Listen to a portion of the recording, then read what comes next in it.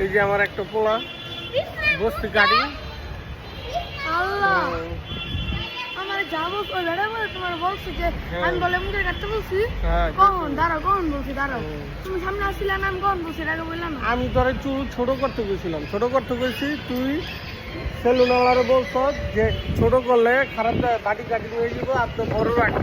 আর তুমি আমার বাবা তোমার যা ইচ্ছা অমনি কেটে আচ্ছা দাঁড়াও এরপরে আমি ছোট করছে না। আচ্ছা দাঁড়াও এই কাহিনী পরে তো ছোট করছে না। আচ্ছা দাঁড়াও ঠিক আছে যাও। এ দেখো দেখো এ দেখো সৌন্দর্য কাকে বলে দেখো। সৌন্দর্য আয়ন কি বলে?